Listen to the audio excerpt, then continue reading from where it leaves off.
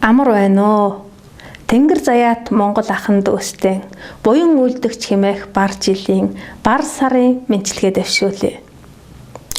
Энэ бар жил гарсаар Бурхан гэж богж өтгөрийг шүтүүзээ гэдэг цуврал гаргаад өдгөө 3 дахь дугаараа үзэгч олонтон өргөн барьж байна. Бурхан хэмээн энэ дүрч богж өтгөрийг шүтэх нь ямар их хорлол хөнөөл дагуулдгийг үүний өмнөх 2 дугаартаа нэлээд тодорхой үзүүлсэн байгаа. Тийм болохоор эндээс ойлгоогүй зарим зүйлээ тэндээс дэлгэрүүлж үзхийг хүсье. Мөн түүнээс өмнөх олон зуун цуврал бүтээлүүдтэй илүү нарийн учрыг дэлгэрэнгүй бөгөөд тодорхой үзүүлсэн байгаа. Үндсэндээ бол гандан бидний дундах яг ийм гардан тулаан өдгөө 8 дахь жилийнхээ нүрийг үзээд байгаа юм. 2015 оны 1-р сард анхны албан бичгийн гандан дэгшлийн хийдийн захиргаанд өгсөн байдаг. За түүнээс өмнөх албан бус харилцааг дурдна гэвэл дахиад 10 жилийн түүх яригдах юм. За юутайч энэ гэгэн ардыг мунхруулах даалгаврыг хаанаас авсан юм бэ гэмээр мунхруулгын ажлыг гарамгай гүйцэтгэх гандан дэгшлийн хийд хэмээх ашгийн байгууллагын харгас санаархал бүтлгүүтэх юм аа. Энэ их олон сайхан ажлууд одоо энэ оюутлагаас ахгуулаад энэ сайхан мөнгө цаас оюутлагаас нэлээд одоо 5 дахин илүү орлого гарах юм байна. Тэр мэтийгээд энэ ард түмний мөнгө хэмээх харгас бурхныг шүтгч, чойжимц хэмээх энэ буг чөтгөр. Монголыг энэ хүртэл доройтулж элгээр нь хэвдүүлсэн гол эзэн бол хамблан бие юм гэдгээ энэ мэтэр ил тод илтгэх ажээ.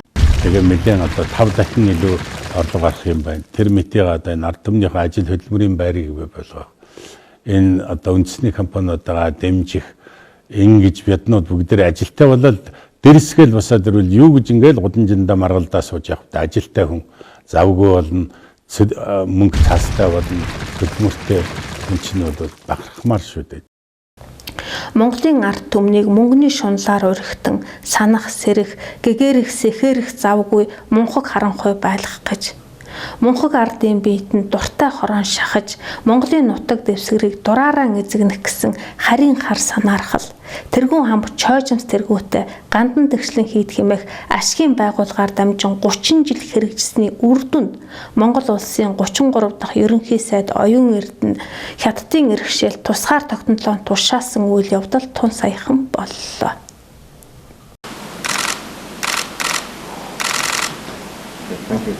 Мунхруулагчдын хар гайгаар хятадын иргэшэл тас атгагдсан Монголын засгийн газар хэмээгч уяаны хэдэн ноход эсдийнхээ даалгаврыг амжилттай гүйцэтгснээ ийхүү илтгэн дараагийн даалгавраа хүлээн авч буй байдал. За үднэрийн засгийн газар цаашдын амар үед хэвтийн зөвлөлийн асуудлыг шууд шийдвэрлэж олон мянган төгрөгийн амжилттай амжилт авсан. Нийт Монголын ард түмний хүмүүс үднэрийн засгийн газар чимээ болон хийцэн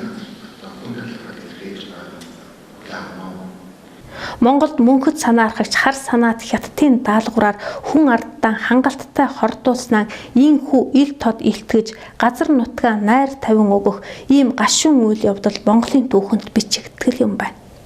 Гэвч 7 голтой Монгол 7 дордож 8 сэгдэг юм. Монголд мөнхөд санаархагч хар санаат хятадын сачийн дутаж тэнгэрт гисгэгдэж байснаас сансандаа хүрч байсангүй. Гэнэн цайлган Монгол дэлхийн энгээр томорч наран мэд мандаж байснаас хятадын иргэшээлд орж байсангүй. Мянганы тэрэл түүхийг өнөө цагт дахин давтахаар мунхруулагч гол эзэнтэй дайн зарлаж байна. Ялна гэдэгтээ дэндүү бардам итгэлтэйгээр эрүүл тулааны талбарт тэргүүн хамбыг дуудаж байна.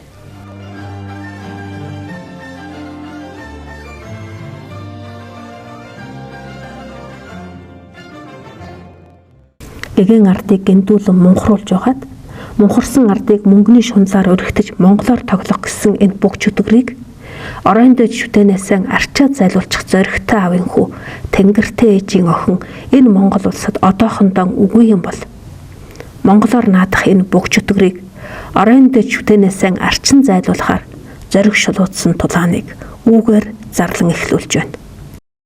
Яагаад би өөртөө ийм бардам итгэлтэй байгаа юм бэ гэвэл хамаг бурхтын чуулган миний өмг төшиг юм аа. За ингээд хамаг бурхтын чуулганыг өмг түшгэн болгоод вакцины эсрэг тууштай бөгөөд дайчин тэмцэж яваа игнэрчгүй нэгэн хүчтэнтэй хийсэн яриагаа та бүхэндээ толиулъя. Энэ хүн бол тэргүй амб чойж амтсын чин сүжигч шавь мөн гандан тэгшлэн хийдэд 15 жилийн амьдралаа зориулсан нэгэн.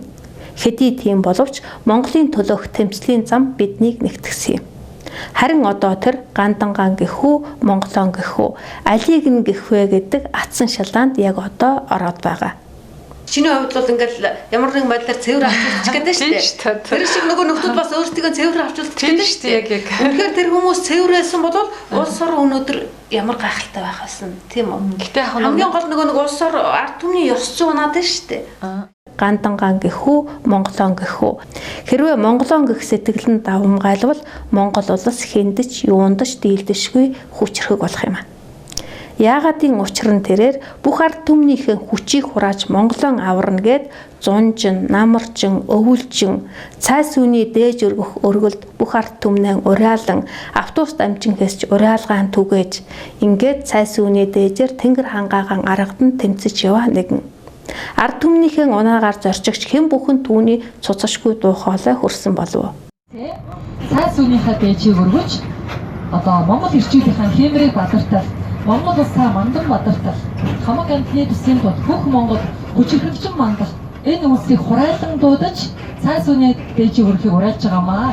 Яг бидний зүгээс Монгол улсаа даваараа өргөжүүлээ. Өргөжүүлээ цагийг байна. Ямар ч юм яагаад монголчууд өнөөдөр бидний авах цагт болсон юм бэ? Эсвээ утга учиртай болж байгаа. Тийм учраас энэ бидний теорид очиж байгаа. Тэрээс нь төсөлтэй гэж байна.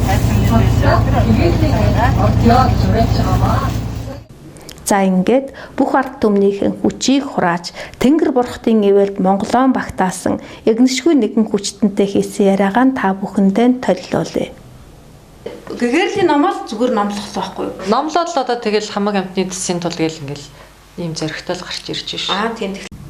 Энэ миний хажууд суугаа отхон цэцэг хэмээх бүсгүй бол бурхны шашнаа бүгж өдрөөс цэвэрлэн хэмээн хамаг бурхтыг өмг түших дуудан амандгай өргөж ганданд ямар гэчийн бүгж өтгөр орогноод байгааг 3 өдрийн турш орь дуу хатаан зарлаж бүх монголчуудаа сонирхолдуулсан. Багшаа, ямч багшаа. Од гарда. Чойжамц хамгаагаа. Та нар намайг авраач. Гандан тгчлийн хэд намайг өнөөдөр цагдаа дуудаж байгаа бол та нар бурхны шашинтан биш гэсэн үг. Вакциныг хүчтэй эсэргүүцэгч дайчин тэмцэгч эмэгтэй. Улаанбаатарчууд төдийгүй Монгол даяараа түүнийг андахгүй болсон.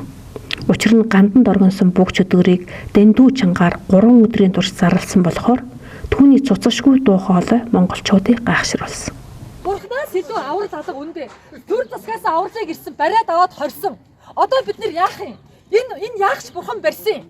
Бид нар чинь бурхан минь авраачаад гэж ирдэг үстэй. Тэрний төлд энэ чинь бид нар чад ганц авралынхаа оронд ирчээд ах чинь ахаад цагдаа ирж байгаа байхгүй. Орон дээд шүтээнд нь 3 өдрийн турш ордуу хатаан цагдаа хүчнийхэнтэй тулалдсан болохоор хөдөө хотгүй хаа явсан газар нь монголчууд түүнийг анддаггүй. Гандан төвөдөг эмэгтэй шивдэ хэмээн хөгшөд хүүхэдгүй таним гаргадаг. Таны хүүхдийн төлөө бид нар энэ ч зогсож чинь заа юу. Та мөнгө авчих юм уу? Сэлэн байсанд амьдраад яах юм? Мөнгө аваад яах юм? Вакцины эсрэг хүчтэй дуурах тууштай тэмцлэрэн олон монголчуудын хайр хүндлэлийг хүлээсэн ийм шудраг, тууштай, зоримог, дайчин бас дээрээс нь буянд шамдагч, номтой шүнтэй, ийм онцгой нэгэн хүчтэнтэй хүч авсран суугаа болохоор даварсан муу бүгч өтгөрийг дарна гэдэг нь тов тодорхой юм аа. Үнчээрээ манай шашин болоо гүрийг бүгч өтгөрөөр идэлсэн юм байна. Бүгчтэй идэх мүү. Ястаа бүгч өтгөрөөдөө салган заа. Цэвэрлэн цаан туу. Энэ төр засгийн хараа хяналтаас гадна оршиж хэндэж юундж захирагддаггүй хэрнээ цагдаагаас аврал ирж буутай цагдаагаар хамгаалагдан шудраг үннийг нухчин дарагч бүгч өтгөрийг ямар тохиолдолд нам дарах вэ гэвэл бурхны шашнаа бүгч өтгөрөөс цэвэрлэн хэмээн хамаг бурхтад амлан зоригтой гарч ирсэн отхон цэцэг маань зоригтой чигээрэн байж худалтай халз тулах цагт бурхны дүрээр нуугдсан бүгч өтгөр нам дарагдах юм аа. Чи болохоор яг ингэ тулгаж ингээд бүр ингэх гээд байгаа. Хөө тулгахаас өөр яах юм шүү дээ. Харин энэ мэтэр анх тавьсан зорилгоосоо няцаж алдаа дутагдaltaа зам зур эвлэрч. Уулын чинээ худлын өмнө хүчим мөхөсдөх туулайн чинээ үнэнтэй хаз тулалцаар байвал Бурхны шашнаа буг чөтгөрөөс цэвэрлэх амлалт нь худлаа болох юм аа. Уул усаа ухаж зүтгэсэн өсөж өгөх юм, хайрлах шамгаас нь өсөж өгөх юм уу? Энэ л асуултанд хариулах болохоос тэр ингээд гадны шашин, гадаадын хүн гадны шашин л гээд байх. Тэгээ ингэж хэн асуусан юм? Одоо хоёул энүүнийг асуусан юм уу? Би харин асуусан гэж би ч чамд дөнгөж чамд бичгээр ерөөсөө энэний хариулт ерөөсөө тэгээд саяхан энэ 100 хүртэл хоёул очио өстэй. Чингисийн төрийг мандуулъя гэлээ. Аль нь энэрэнгүй аль нь харгас шашин юу байл гэлээ. Энэ болгонд чинь бид нар төр бариагүй учраас мэдхгүй юу байна л гэдэг байгаа шүү дээ. За энэ дээр бол ерөөсөө чиний хувьд бол энэ choice-д ямар ч хамааралгүй л гэдэг тийм үү? Би болохоор мэдэхгүй учраас чи түрүүнд ярьлаа шүү дээ. Чи тэр яриа түрүүнд яасан бэ гэхээр зэрэг за ингээд яг аль нь вэ гэдэг дээр хэнээс асуух уу гэхээр зэрэг тэр төрийн шашнаас л асууж тарах байх. Хамгийн гол нь хамгийн гол нь асуухгүй байхгүй. За тэгэхээр зэрэг асуусан бол одоо хэлэх байлгүй дээ. За тэгвэл асуугаагүй учраас тэгэхээр зэрэг энэ дээр яасан бэ гэхээр Монгол хүн Монгол эх орондоо гисгээгтгэж төрөөгүй. Энэ говийн нутагт энэ хүмүүс гомдох гэж гисгээгдэх гэж гიშгэх газаргүй болох гэж уух усгүй ундгүй болох гэж энэ хүмүүс ингэх гэж төрөөгүй. Ер нь биднээсээ бол ер нь хүний тоноос баг гаргасан тийм л хэмжээнд байж байгаа шүү дээ. Дээшээ тэнгэр хот, доошоо газар хатуу болж зовсон олныг дэрэгдийн бурхан нь болж аварнаа хэмээн буддистууд бурхандаа сүсгэлдэг. Хэрвээ үнэхээр би буддист учраас хамаг амьтныг аврах ёстой хэмээн зоригсон нь үнэн бол малчтыг хүний тооноос гаргасан харгислалтай эвлэрэх учиргүй юм аа. Ялцчгүй гандангаал дагна. Мэдхгүй юм. Би л одоо гандан ингээд улам ингээд муулаад 12 тэрбум яагаад авч болохгүй болж л авч л таараа шүү. Би л аваад хавыг дэмжин. Гэхдээ яг өдөр оюутлахаа за яг өдөр байгалийн баялгаасаа тэгэл аваад үсттэй. Үнэхээр эрдэм чадал бол буцаагаад тэр баялагч юм бол байгалийн хөрсийг бол тэгэл сайхан болгоё болгоно шүү дээ. За тэгэд монголчууд мөнх тэнгэрийн дээр улс төрийн намыг залах учиргүй. Монгол төрийг нэг намын даргалаас чөлөөлөхөд хүн бүрийн хүчин зүтгэл хэрэгтэй болоод байна. За энэ Монгол улсын ерөнхийлөгч энэ сая 2021 оны 4 сард хэлсэн үг. За тэгэхээр зэрэг яах нь нөгөө Чингисийн төрчин эрэхтэй Чингисийн төрчин авшигалт энэ ардын намын доор орчоод байна.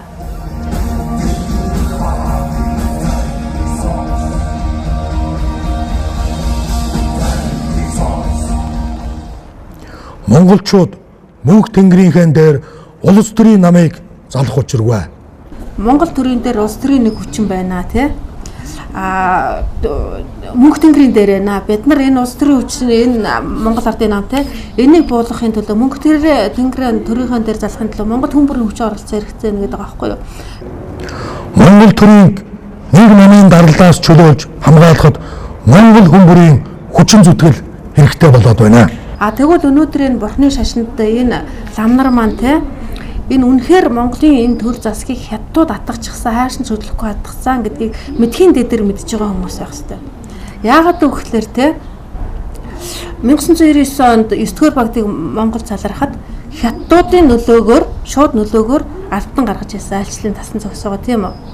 2016 онд Далай ламын 10-р багтыг тодорхойлохоор Далай лам ирэхэд бас хятадуудын нөлөөгөөр алтан гаргасан тий. Тэгээд уушлах байсан. Хятадын зөвшөөрлөгөөр Монголд Далай ламыг нэвтрүүлсэнтэй уушлахгүйгээд дахиж хязгаарч нэвтрүүлэхгүй гэдэг амлалт өгсөн.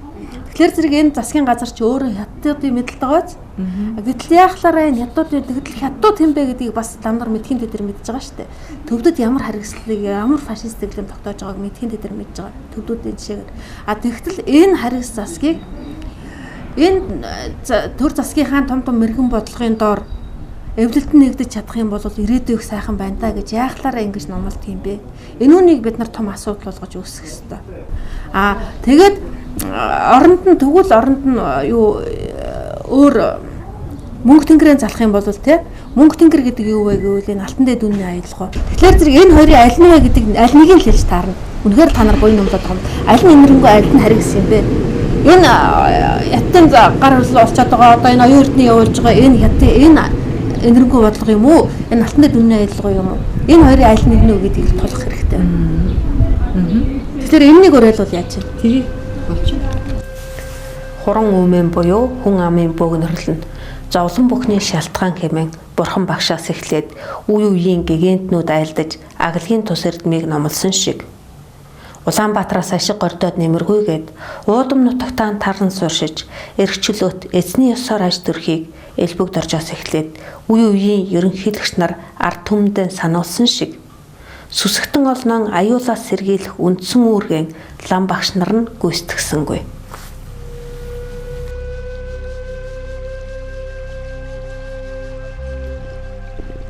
Хамаг амтны тусын тулд андгай өргөсөн ариун санварыг нь бодоод хязээч хурамгүй лам гурван эрдэнэ минь хэмээн хязээд лам багштан хэр халдаалгүй сүслэн залбирдаг билээ Монголын ард түмэн.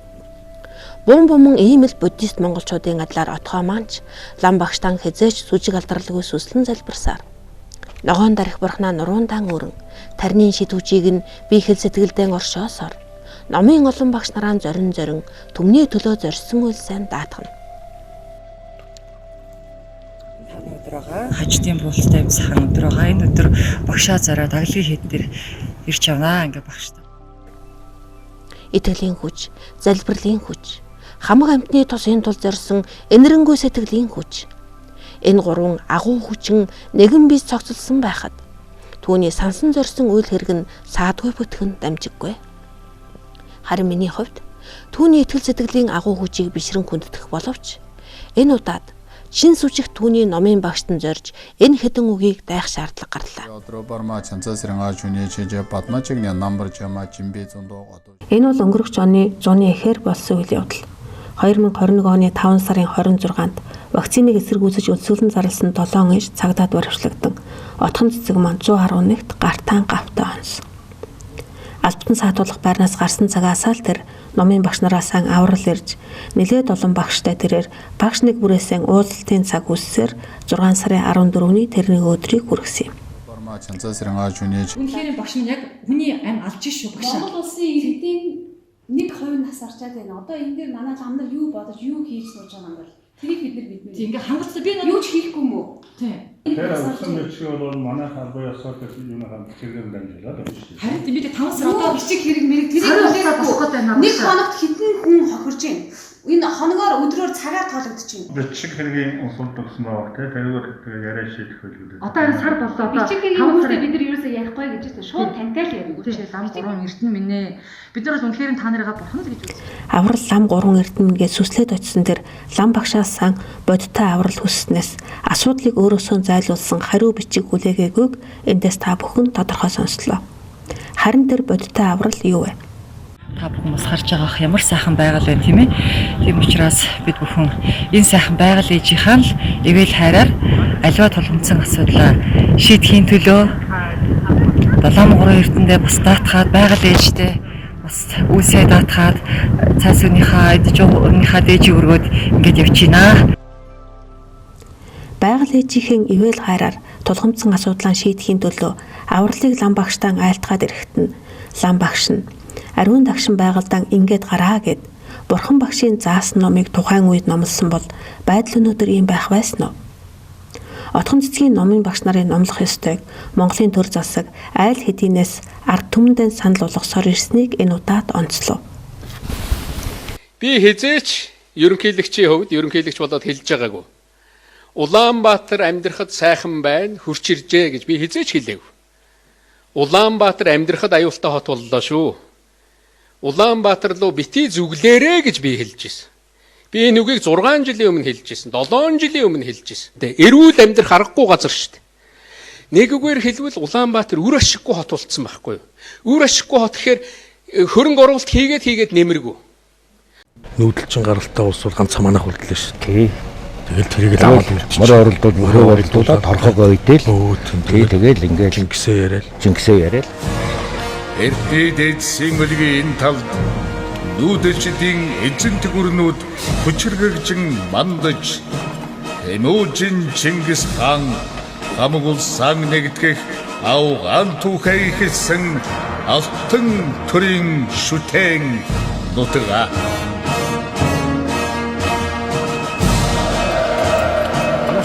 Тийм учраас одоо үр хүүхдүүдэд аваад хөдөө гадаа явах хэрэгтэй, нар салхинд гарах хэрэгтэй. Аль болохоор Улаанбаатар хот болон төв суурин газраас энэ бөглөрлөөс иргэд маань одоо хол байхыг хичээх хэрэгтэй. Тийм учраас одоо монголчууд бид нар төрлөх сайхан их орондоо ямар ч байсан энэ өвчин зовлонг эндэгдэлгүй хүний амнаас алдахгүйгээр давж гарах хэрэгтэй.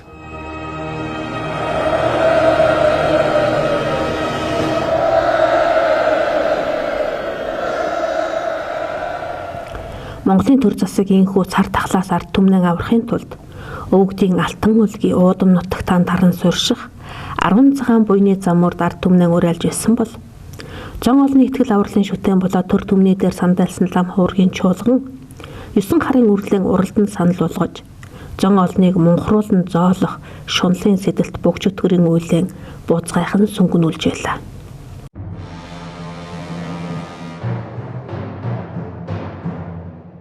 Бид бол тарны ясны зүүн ван одоо ашигтай тийм учраас бас тэрийг чинь хамаагүй ингэж яадаг. Мэргэжлийн хүмүүс тэгээд нэг задлаад байх тэр юм. Тэр хувь тавилантайгууд нь туслаад явна л үз. Наг гүжрээс гадна бид нар бүр ингээ очир гээд нэг юм сахиус гаргасан. Энэ бол яг одоо халдварт өвчнөдөө бас чиглэсэн. Энэ бол шашны ажил. Энийг хинээс заалахгүй бид одоо хийн. За манай лам нар 9 харын үргэлгээр амьтныг аврах гэдэг бол тийм гэгэрлийн намаа болчих. Өөрөөр 10 цагаан буйн ном болчих. Номлоо л байгаа шүү дээ. Яасан. За номлоод байгаа бол яах вэ? Одоо тэр 70 гişээ чинь одоо юу гэж дамжуулаад байгаа шүү. 70 гişээг урайл 70 гişэн тэр дэлөө хутагцсан махаяна. Тэгэхээр зэрэг ерөөсөө л энэ шүү дээ. Аглагийн тус эрдэм. Байгальтаан гараал гэдэг зүйлийг хэлэх хэрэгтэй шүү дээ. Бодмөрийн зэрэг чи юунаас эхэлдэг вэ? Хамгийн эхлээд энэ ч юм магадгаар байгальтаан гар өөрийгөө унш. Хамгийн аварна гэдэг сэтгэлээ хөгжүүл. Яаж авардаг ухаанаа хөгжүүл. Гэхдээ наад шашин чинь тасарсан гэдэг шүү дээ. Хулгай хийчихэд талын ламд өгöd намайг хулгай хийсэн гэж бити бодоорой гэж ном уншуулж яана гэдэг биш тийм ээ. Мухар сүсэг биш. Шалгалтандаа унахгүй төлөө ном уншуулах биш тийм ээ. Ерөнхийдөө дотроо одоо тэр философийн одоо судалдаг тимийн рүү орох хэрэгтэй болов.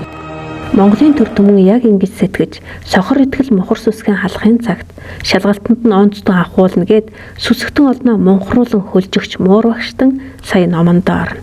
Бишрэл гэдэг яадаг юм бэ гэхдээ зэрэг хурд ном уншуулдаг ч юм уу нэг ламаар одоо сан тавиулдаг ч юм уу шалгалт малгалтанд орно гэд тэгээд овоо авчихтай зэрэг энэ чинь очиртай юм биш үү гэж бодож байгаа нь бишрэл юм байна.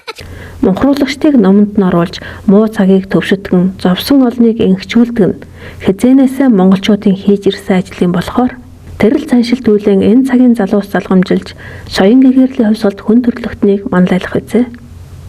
Одоо номлох байлгүй одоо цаг нь 20 жил 30 жил болчлоо урд сурсан зөндөө олон сайхан лам нар маань тийм одоо ингээд номлох гэдэг чинь тэр хүмүүс ажлаа хаяад бүгдээр хаяад заа юу одоо уурхай хүмүүс энэ зовлонтой ажил хийж байгаа хүмүүс болгон чинь чи ингэснээрээ өөрөө харанхуй бүдүүлэг болж байна. Энэ хөгжил соёл боловсрлоосоо хоцорч байна.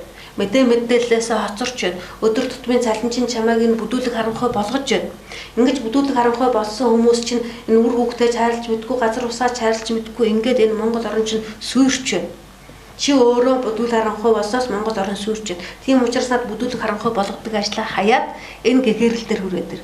Ингээд дэлхийг аварна гэд ингээд монголчууд бүгдээрээ энэ жавхлангийн Монголын аврыг гэдэг энэний доор бүгдээрээ ирж нэгдэх хэрэгтэй. Гэхмэчлэн хэлэх хэрэгтэй болж шít. Энэ номлоод байгаа буй номлоод байгаа улс чинь одоо хэлэх бах уу?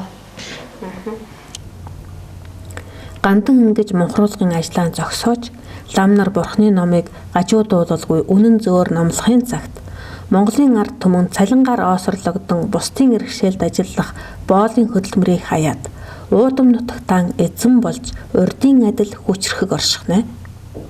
Өдөр тутмын завгүй ажилласаа болоод муухарч муухгын ирэхээр эдийн засгийн сэргэнгээд вакциныг хүн бүрт хүчээр шахаад манаргаж явсан оюун эрдэнэ Монголын сүрүүлэх хөнөөлт ажлаа зогсоож вакцины хоригнолоос хүн төрлөختнийг аварна гэд 10 цагаан буйны уйлд ханцвэ шамлан зүтгэхнэ.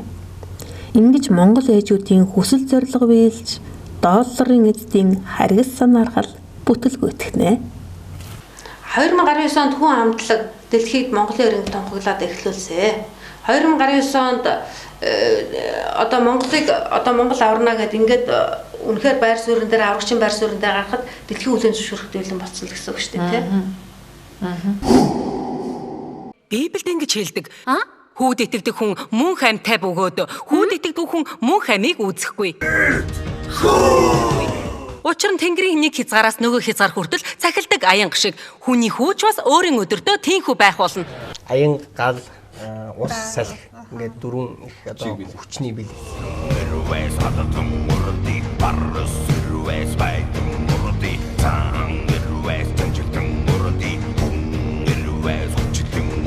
Төгсгөл нь хүүд итгэж мөн хамтай болцгоё. Хамгийн том мессеж бол бидний байгаль ихтлийг хайрлах. Тэгээд энэ шудраг бус зүйлийн өмнөөс энэ залуу үеийг уриалж хамтдаа тэмцэж энэ зүйлийг одоо сайхан дэлхийд хамтдаа амьдрахыг бол уриалж хүч өгөхийг хүсэж байгаа. За тэгэхээр зэрэг одоо яах нь вэ нөө? Дэлхийг аварнаа миний монголчуудаа гэж та нар хэлэхлээр зэрэг яах нь вэ? Одоо энэ бүх оюу толгой байтугай ингээд бүх энэ ажлын компаниудын энэ ажил зогсох нь байна. Ягаад гэвэл наадах чинь дэлхийг хөнөөж байгаа бол наадах чинь 10 хаар нүгэл. Одоо тэгэхээр зэрэг та нар дэлхийг аврах ийм том хүмүүс шүү. Эн чинь маш том буян шүү. Эн чинь араас ийм буян дагуулдаг. Ингээ Монголын эхлэх юм а гэдэг зүйлийг та нар ард түмэд номлооч л гэдэг хамгийн гол миний хүсэж байгаа зүйл энэ шүү дээ. Ингэж Монголын төр түмэн нэгэн том зорилгын доор нэгдэн хөдөлж энэ дэлхийд эн хамгаалсан цагийг эхлүүлэх. Түүх ингэж давтагдаж Монголын их амар амгалан даян дэлхийд дахин та түгэн дэлгэрэх.